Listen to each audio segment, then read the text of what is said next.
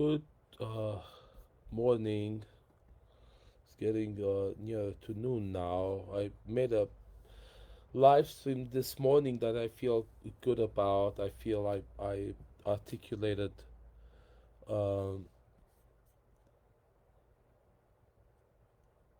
articulated truths that need to be spoken. Um,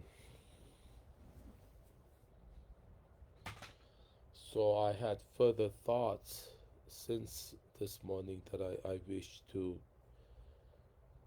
um, to speak to you. Uh,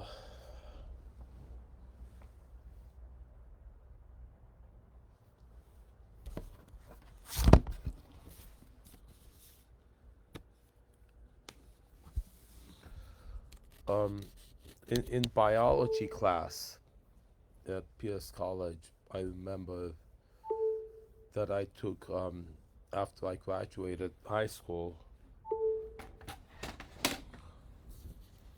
Okay, I do need to get more proficient at this live streaming. So, uh,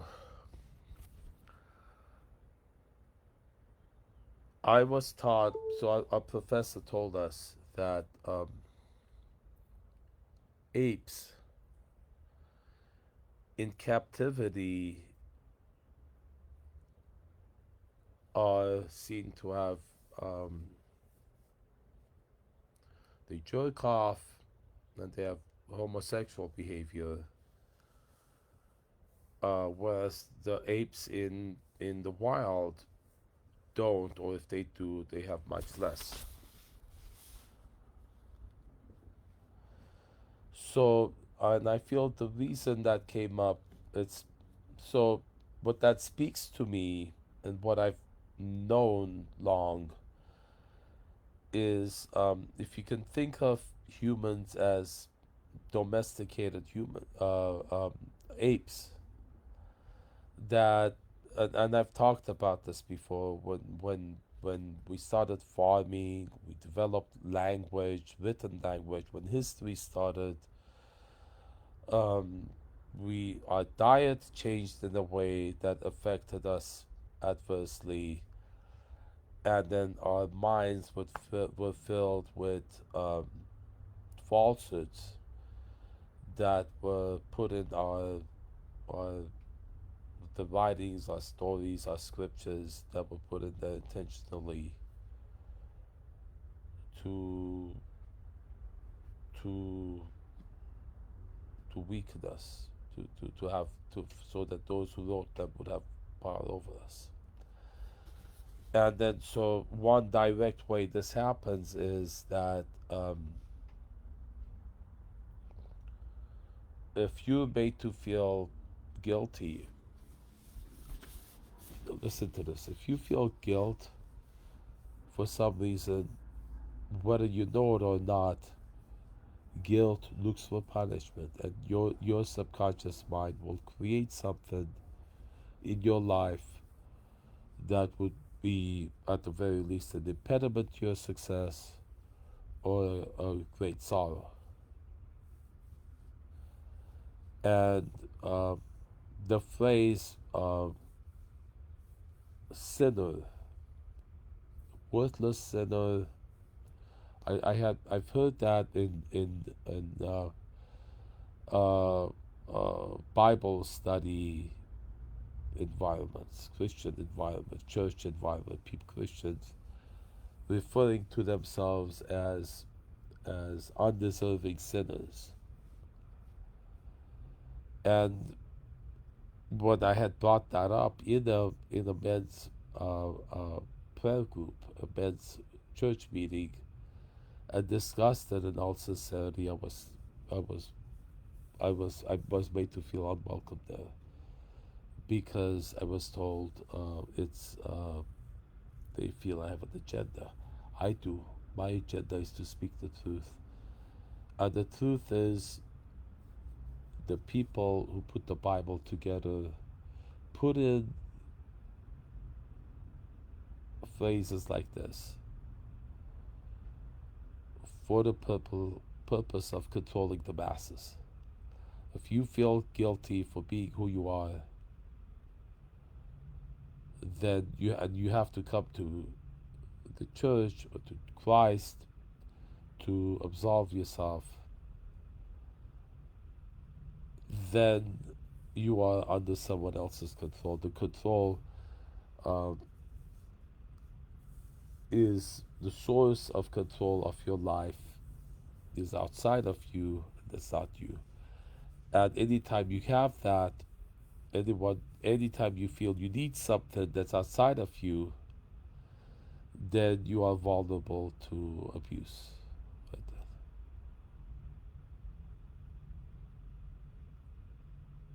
that.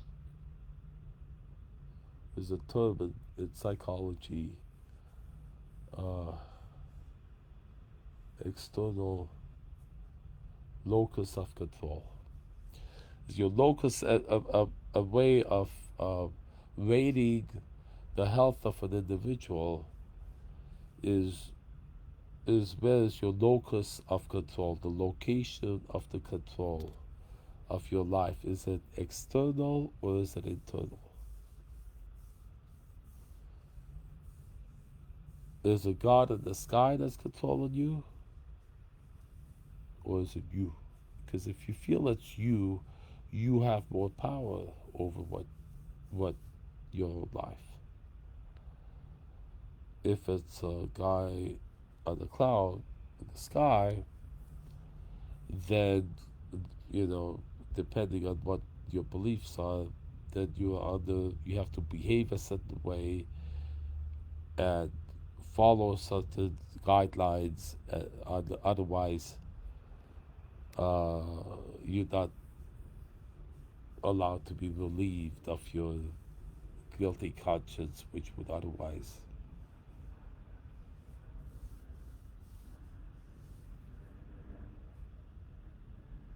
slow you down at the very least. And you're scared of going to hell after you die. Think about why that very concept that's put in the Bible and is proclaimed to be the words of Jesus. You really believe that? You don't listen. You believe Jesus said, "You don't listen to what I'm telling you, go to the hell. But if you do, you go to heaven." Doesn't that sound like manipulation to you? And so many people in society believe that, even if you don't, it's in the back of your mind. To use that, the fear of death and the afterlife, in that way to control people, to make them do as it's written in the book to do. Now, you may the people I discuss this with say, well, the Bible is the inspired word of God.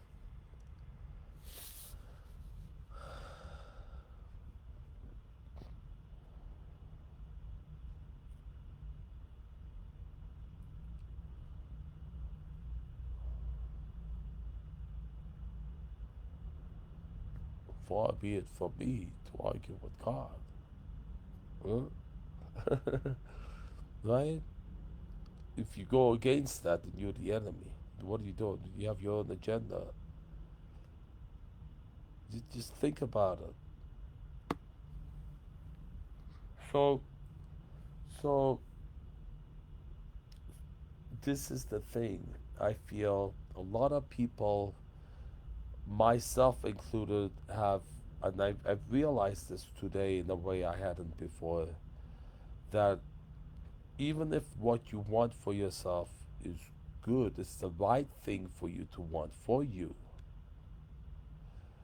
if other people make you feel that it's not, or that and then you feel guilty about it because of falsehoods you were told, which those falsehoods are predominant in our holy scriptures of all religions, all dark political doctrines, all everything that's written has some falsehood in it. Okay, everything that's spoken has some in it. some worse than others, and then some maliciously. So, so if based on those beliefs that are so predominant, especially now in the age of social media, you feel bad about something you're doing and you feel guilty about it, you might end up sabotaging what you're doing, which isn't good. Especially if what you're doing is what's right for you to do, it's your destiny to do.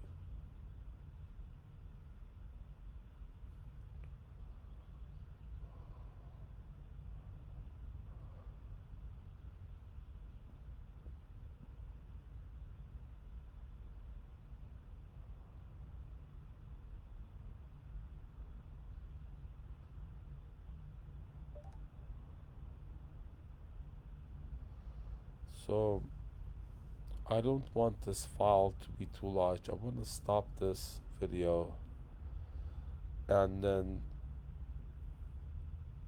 later on I will make another one. There is a lot I need to speak. I feel like I'm unburdening myself by making this stuff public. It's not anything no one's heard of before. It's just my own unique uh, way of saying it. I feel, and it gets clearer and clearer every day. It gets refined.